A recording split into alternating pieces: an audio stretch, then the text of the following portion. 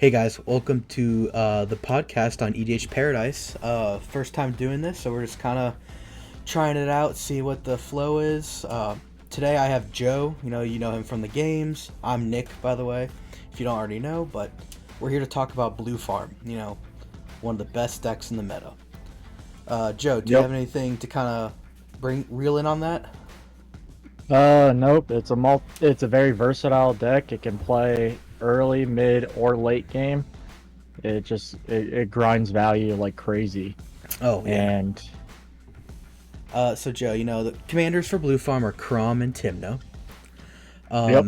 Both very powerful draw engines. I'll read off both the cards and we can kind of talk about them, how they work separate, how they work together. But first one is Crom, Ludovic's Opus. He's a 3 colorless blue red, sorry. Flying Haste. No Whenever. green, damn it. Yeah, no green in this deck.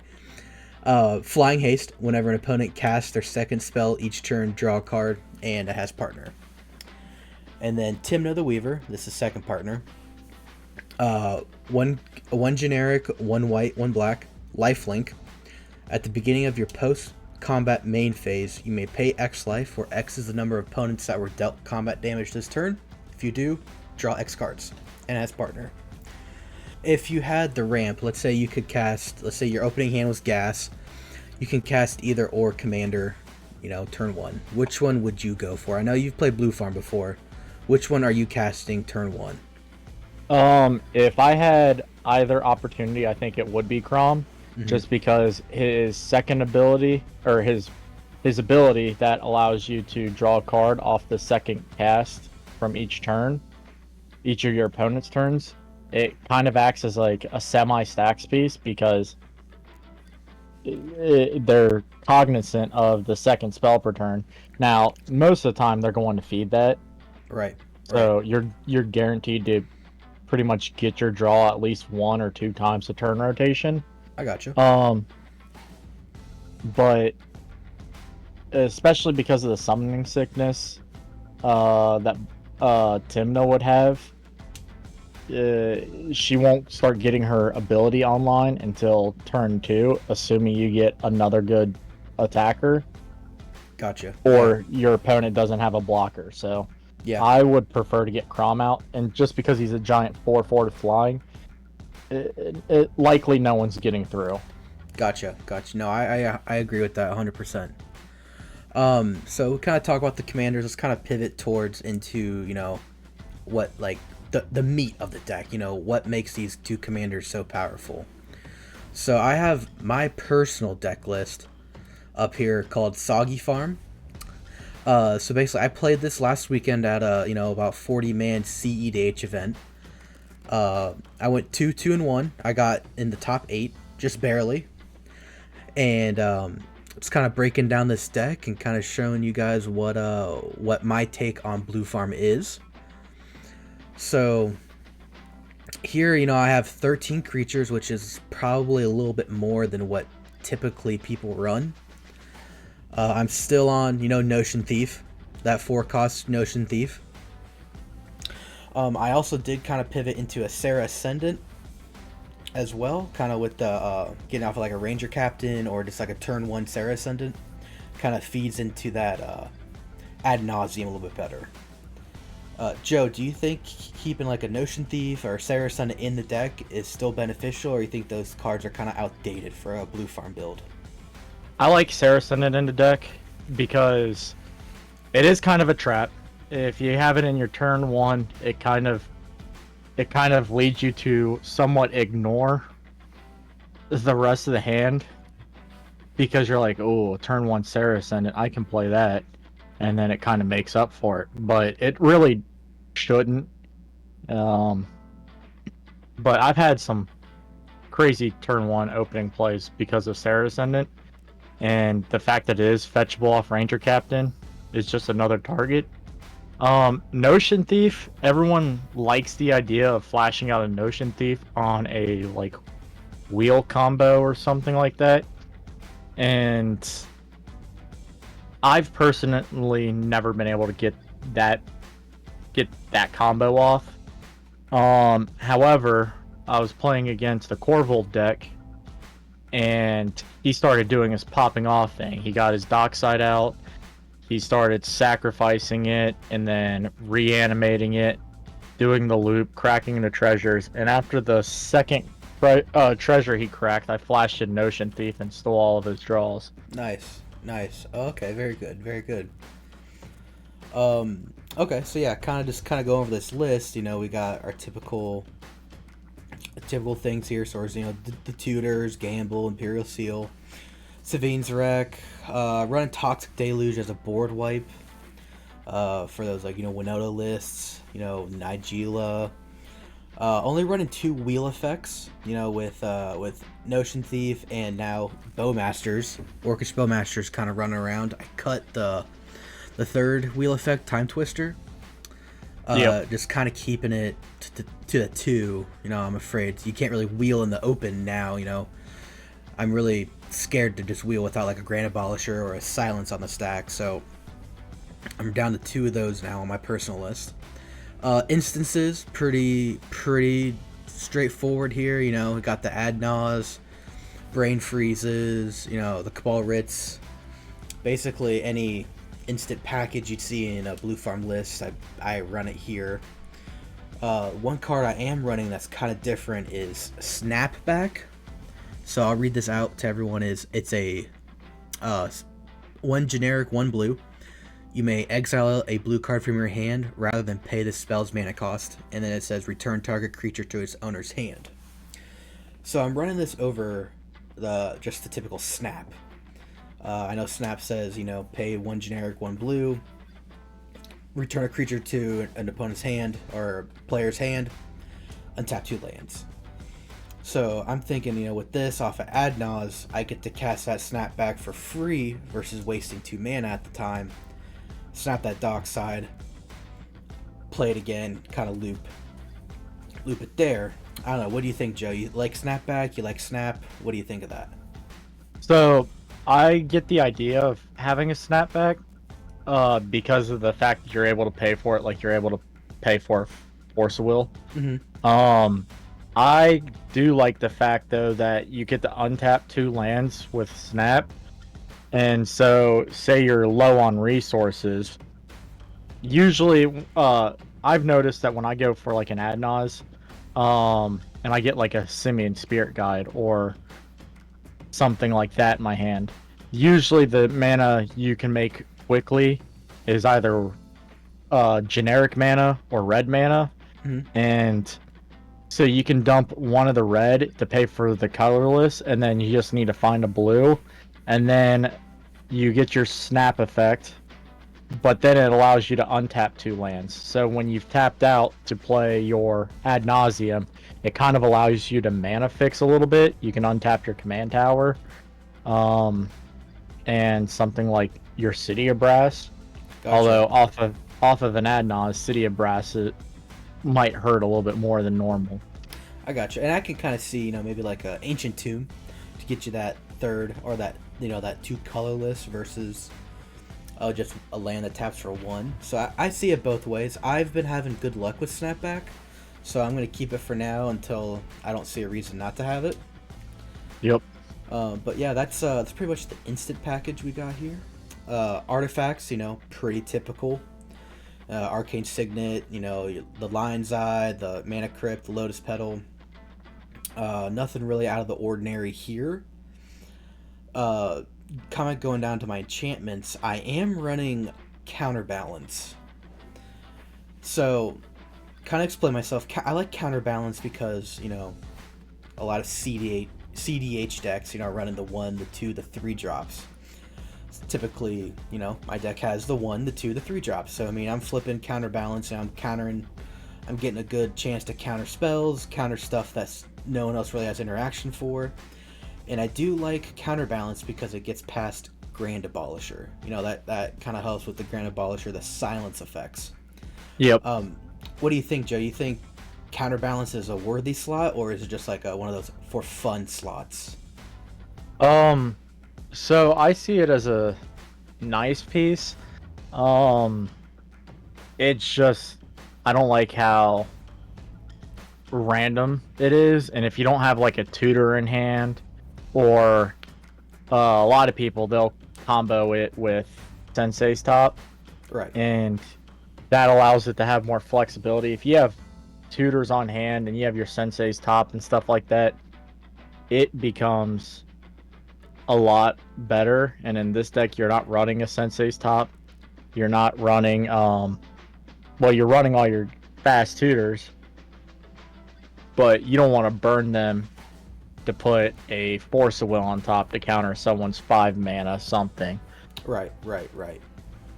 Um, because then you've wasted a tutor on your Force of Will, Right. and then it just goes to the top of your deck. Do you have any suggestions of to replace a counterbalance, or anything along the lines that would do the same thing, or just replace it in general and just put something else in there?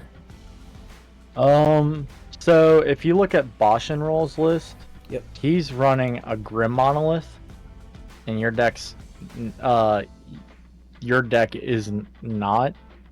I think that's a good inclusion because it kind of gets you your ad nauseum rather quickly. Okay. Because land, tap, Soul Ring, tap, Grim Monolith. Next turn you play your second land and tap out for a Grim Monolith, but you still have your Soul Ring floating, so you still have 2 colorless.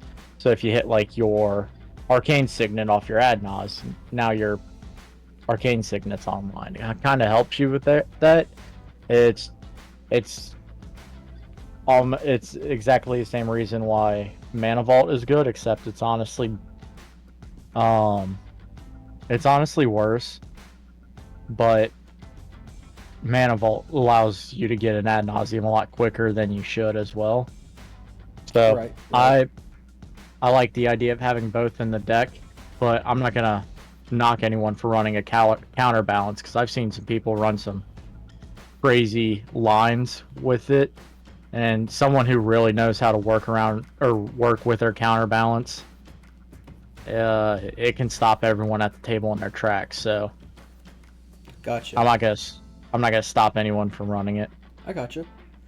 Very good. Very cool. So speaking of Bosch and Roll, I have his list up here on my computer here. There are some similarities. There are some differences. One of the differences is he is running Final Fortune. It says Final Fortune, red, red. Take an extra turn after this one. At the end of that turn, you lose the game. Which I am not in my personal list. Personally, I don't like effects like that. I've seen a lot of people get screwed over and lose at the end of that turn. But, I mean, it is an extra turn for 2 red that right after that ad nause, you just need that extra oomph to get over that hump, and then you're there. Personally, I like keeping it, tuning it back, because I'm just too afraid to lose after that turn, that final turn. What do you think, Joe? You think Final Fortune's a definite ad? I like it in the deck because I've won off a few Final Fortune turns, Mhm. like you said, when you get your ad nause off.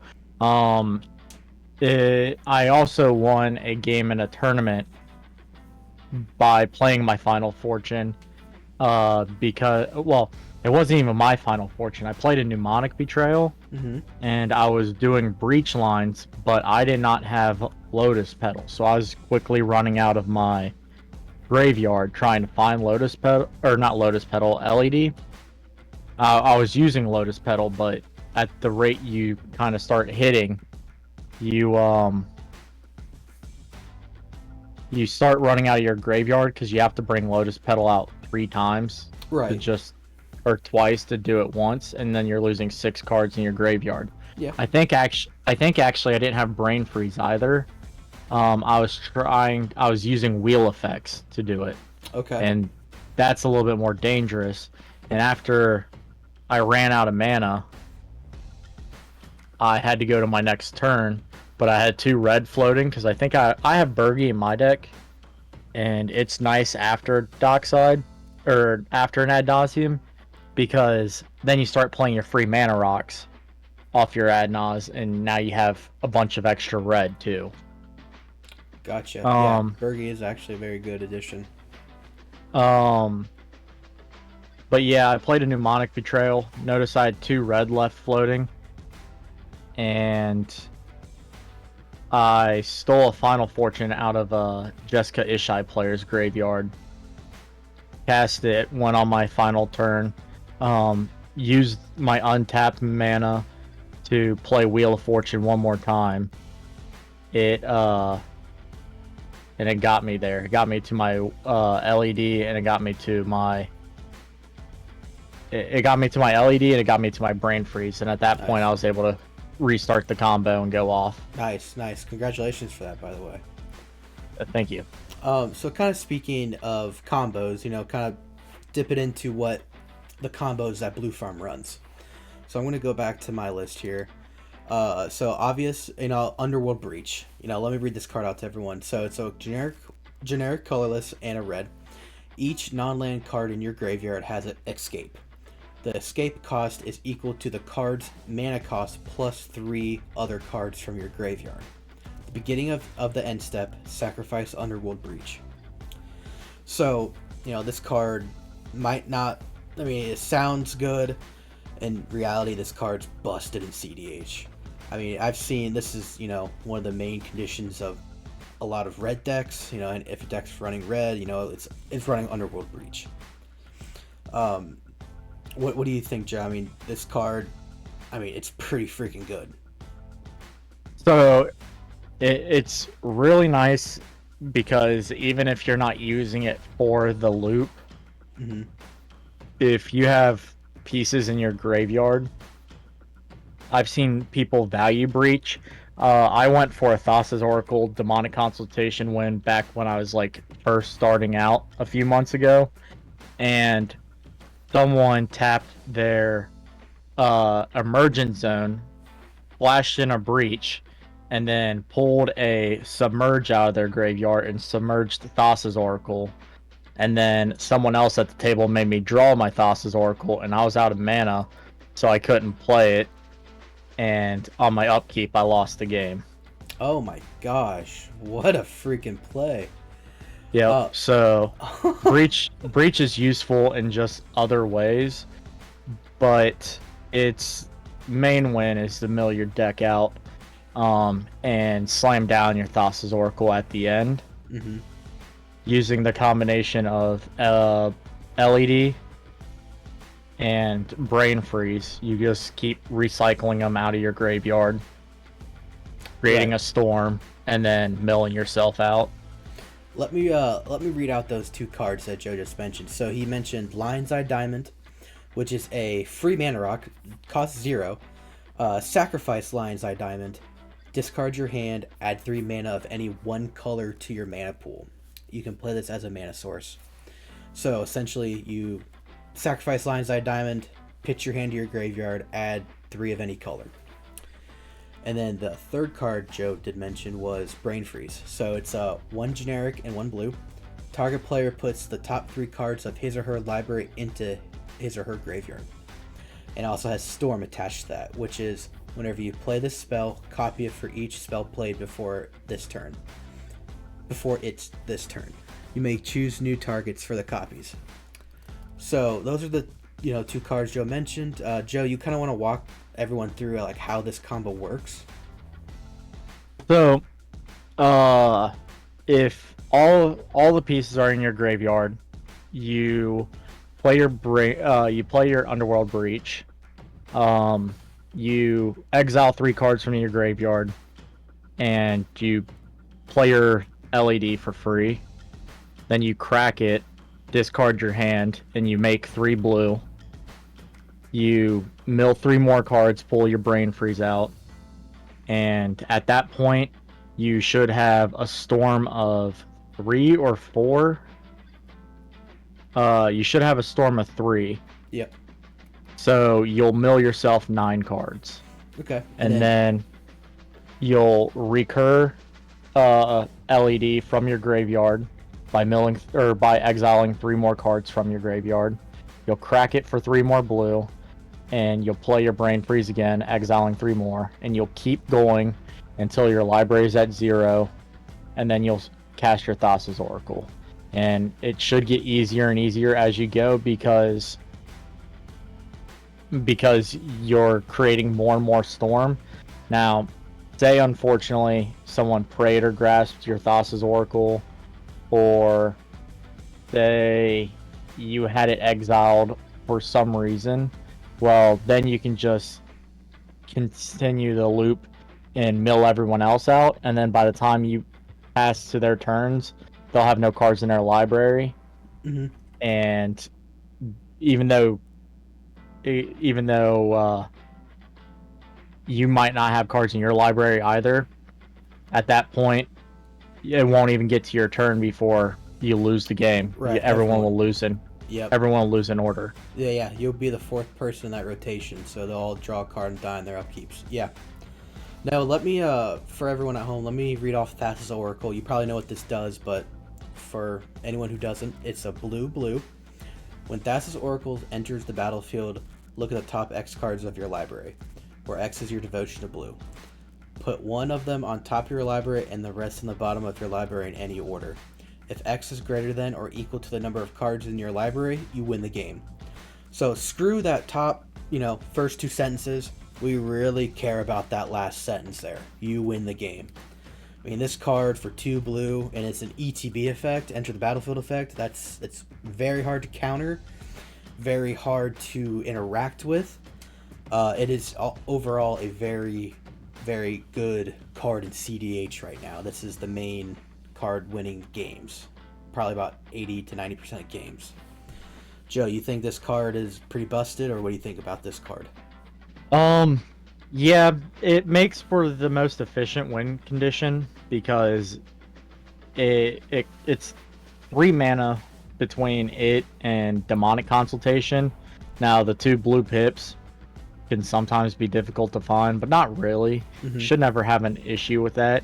Mm-hmm. It's definitely the it's the most efficient because it runs in the best colors. So right. Other 3 mana combos like that are Witherbloom and Chain of Smog. Right. But the difference there is Witherbloom Apprentice and Chain of Smog can be countered a lot easier. The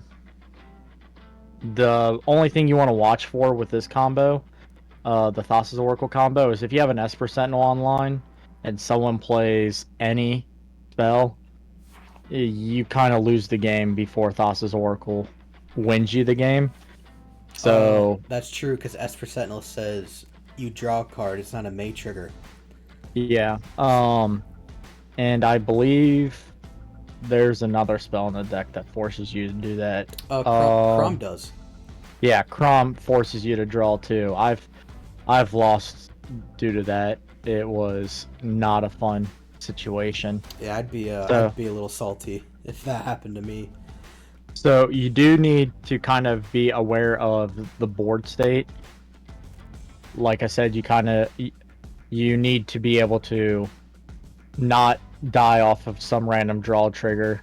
Ideally, you cast the Silence before you go for it and it resolves, or you crack your Ranger Captain, so that way you can just go off a Grand Abolisher, one of those effects. You run 3 Silence effects in the deck, so ideally you're able to use one of them.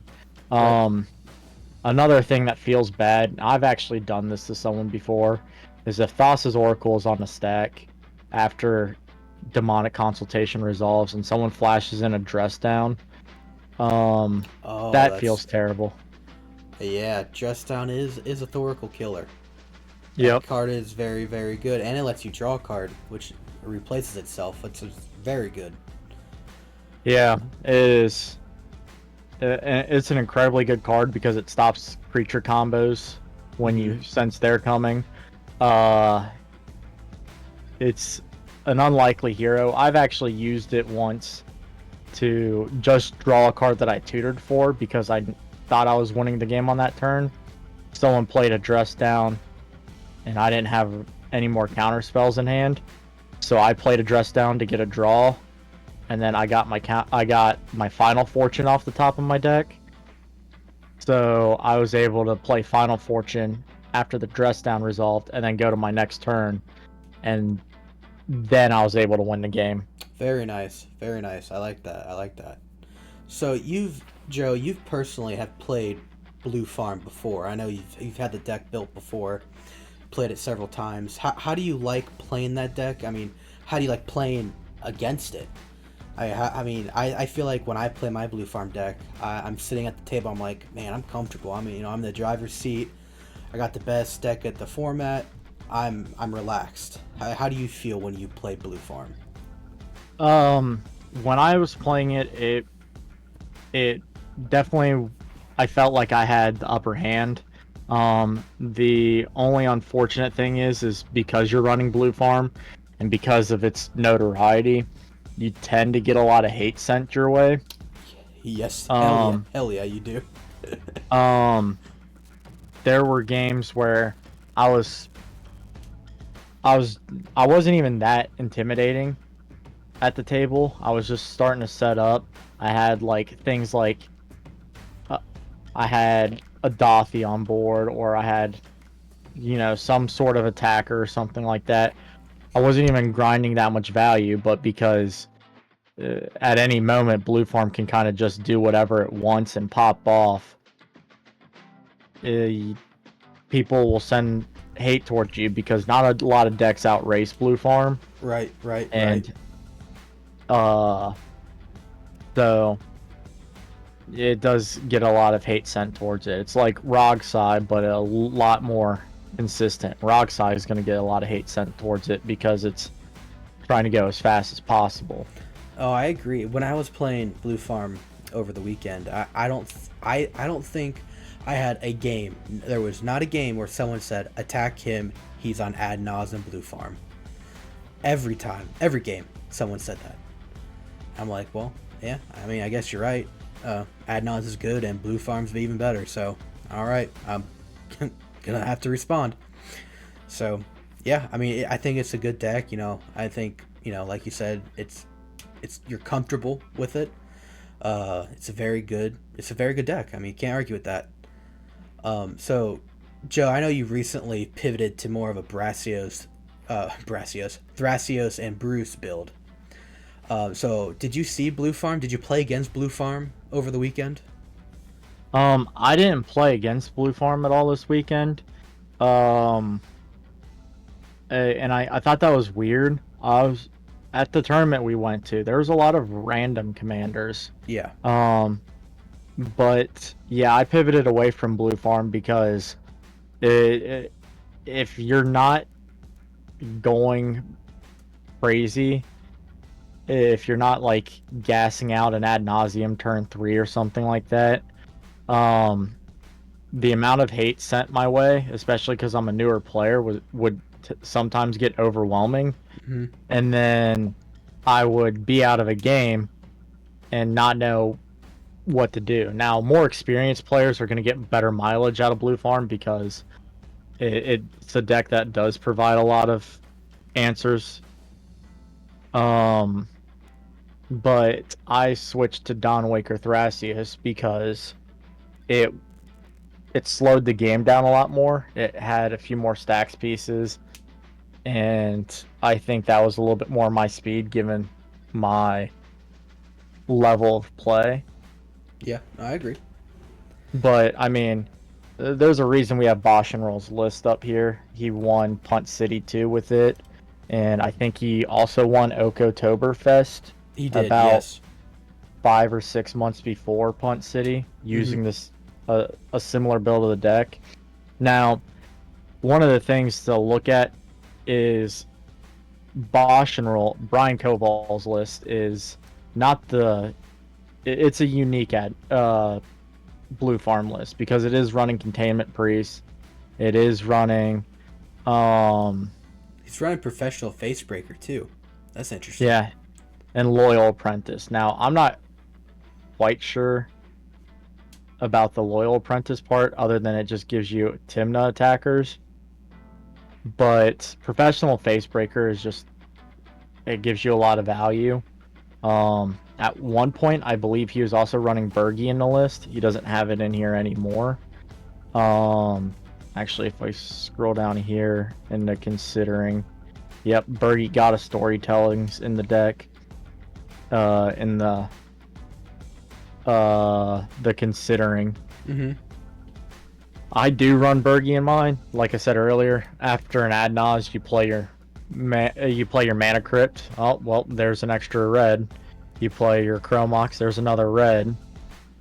Yeah, you end up having a lot of extra red by playing all your free mana rocks, and the deck runs, what is it, like 6 or 7 of them? 1, 2, 3, 4, 5, 6, 7. Yeah, runs 7 free mana rocks. So if you hit any number of those, you're just making free mana off of Bergie. Right. So yeah, the deck it just has all the ways to get your mana out quickly. It's running the efficient rocks. It's running the best draw engines, and that's what the deck wants to do. Like, most of the cards in this list seem to say draw a card at the end of it. It's just good. It's plain and simple good. Yeah. So I think let's say, we're sitting at Jester's, our local game shop, and you sit with a pod of Blue Farm, Turbo Adnaz, another Kirk Sakashima, and then it's you playing Bruce Thrasios. Who do you think out of that pod, like, you're attacking first with like a Bruce trigger, or you're gonna save your interaction for them? Like, is it the Blue Farm player, or is it the Turbo Adnaz, or what's your situation in that? So it's probably going to be the Turbo Adnaz player. Blue Farm and it running Adnaz is scary, but you and them will work most likely in a pod like that to try keeping the Turbo player down a peg, because once you get out of like turn 2, turn 3 from the Turbo player, especially if they're running something like Rogsai, they tend to slowly fade out of the game after those first few turns. Yeah, no, I agree with that 100%. And then you could start pivoting towards Crom. I think you said the other one was Krark and Sakashima. Yeah.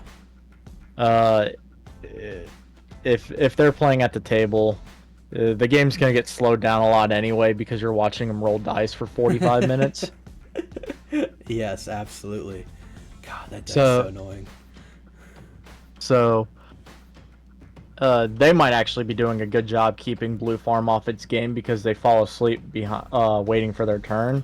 That's funny. But once I would say in a pod like that, you definitely want to stop and hold up counter spells for whatever the Rogsai player is trying to do. Yeah. And I believe the Blue Farm player will also be doing something similar. And then once the once the Rogsai player, or whatever the Turbo Nas deck is, starts to slowly fade out of the game, you can then focus on keeping Blue Farm's value engines down. With that being said, you do want to keep an eye on them, because if they're trying to sneak out like Mystic Remoras, or they get their Crom out, it's tough. It's tough to stop. Yeah, because every one of those top decks, unless they're getting like land screwed every single draw, they're just, they're pulling something good. Yeah. It's gonna be, oh no, I top decked a Fierce Guardianship. Oh no, my next card's a Calling the Weak. Yeah. Oh no, I got a Wheel of Fortune because his hand isn't that great. Right. No, yeah, I totally understand that.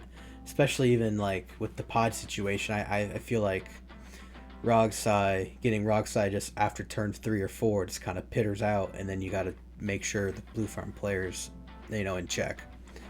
No, and I agree with that 100%. Before we close out here, Joe, I want to touch base on Orcish Bowmasters. I know this is all the hype right now. This card, so good in CDH, people want to ban it. Not so good in casual, people say it's fine. let me read it out to you, and we can talk about this, see if it does deserve a ban or it's just a freaking awesome card. So Orcish Bowmasters is a generic and 1 black. Flash. When Orcish Bowmasters enters the battlefield and whenever an opponent draws a card except for the first one they draw in each of their draw steps, Orcish Bowmaster deals 1 damage to any target, then amass Orcs 1. So amass Orcs 1 means you basically get a 1/1 Orc, and every time the Orcish Bowmaster triggers, you will give it a 1/1 counter. So you can have, you know, a 1/1 blocker, and then someone plays Wheel of Fortune, and then suddenly it's a 22/22. So Yeah. what do you think about this card, Joe? You think it deserves banned in CDH, or you think it's going to warp the format in a way of people running more interaction? Well, what do you think? I don't think it needs banned. I think if you're not gonna ban something like Dockside, and Dockside's one of my favorite cards, I'm generally not in favor of banning anything. Hey, and I'm the same way. Yeah. And Orcish Bowmaster, it's kind of like a lot of people's responses, like being a Thrasios player, I can now no longer say, oh no, I'm gonna play my Devoted Druid and my Swift reconfiguration. I'll proceed to draw my deck, because the moment I say I'll proceed to draw my deck, someone flashes an Orcish Bowmaster, and now I can't get nearly as deep as I wanted to. Right. So it really stops Infinite Thrasios players. And like you said, it's another one of those cards that combos off with Wheel. You got your Notion Thief in there, and this is just another one of those cards. This one doesn't give you quite the value, per se, of a Notion Thief, because it's not like they're drawing nothing and you're drawing 28 total cards from Notion Thief? Yes. Yeah. Yep. But it's a board wipe. I mean, yeah, essentially. it can be a board wipe. It can be a, oh no, the Winota player is at 21 life, but they're going crazy, and their next turn looks like they'll send out 80 something damage. I guess I can ping all 21 damage at them. Because I don't like Krark and Sakashima, it can kill them pretty quickly. Oh yeah. I mean, you could wipe out someone's creatures and you have a 22/22 ready to rock and roll. Yeah. I mean, and it's really good if you're playing someone who is running a lot of mana dorks, because you can just start pinging them dorks off one at a time. If someone's playing something like a Seedborn Muse, and you can get another player's playing a Mystic Remora, and they're drawing all these cards, you can start pinging that Seedborn Muse to get it off the table. You can remove a lot of stuff off the table. Oh yeah. Oh, absolutely. I've even seen a game where someone said, "All right, I won't kill your Ristic study, but don't point all the Orcish Bowmaster triggers at me." And I've been like, "Oh my god, dude, this sucks." But it is a good card. I am also in the mindset of not banning it cards. I don't think this card deserves a ban in CDH. Is it good? Absolutely. Is it broken like Hull Breacher? Maybe not. I mean, Hull Breacher was extremely good. It denied everyone those cards, and you just got a crap ton of mana. Now, would I accept Hull Breacher back in the format? Well, hell yeah, I would. I'm running more kill spells in my blue farm list nowadays. I did put Path to Exile back in. I feel like no one's really running any basics in CDH now, so that's basically a 1 mana free exile any creature. But I personally think Orcish Bowmasters should stay in the format, and I think it is a good addition to almost any black deck. So, Joe, kind of wrapping things up, what would you give Blue Farm like a rating? A school grade rating, F to an A. What would you give Blue Farm playing against it, playing the deck? What grade would you give that deck? I would give it an A because it was the second real CEDH deck I built, but when I started putting together Blue Farm, it flowed so much smoother. Mm-hmm. My Kenrith deck at the time essentially was starting to pivot towards being a Blue Farm deck, just without Tymna and Crom. And Tymna's the best commander in CEDH, and it's not necessarily close. The amount of value she gives, and the fact that she combos with like a dashed out Ragavan, Sarah Ascendant if it's flying, Crom because Crom has flying and haste, your Dothy Voidwalkers. You got a bunch of attackers in the deck Right. that will just get through. Now you have your Orcish Bowmaster, which can get an Orc that's 27, or whatever ridiculous thing you get it to. Shit. Yeah. Yeah, Tymna just gives you so much value, and that's the big reason for why this deck works so great. No, I agree. I mean, I'm giving this deck, an A plus. Like, I think this is the CEDH deck. If someone wants to play, bestdeck.net, this is the deck that comes up. Like, I think this is the A plus deck in the format.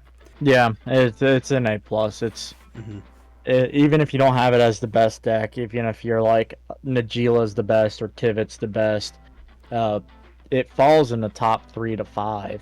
Yeah, I mean, like you said, this deck's awesome.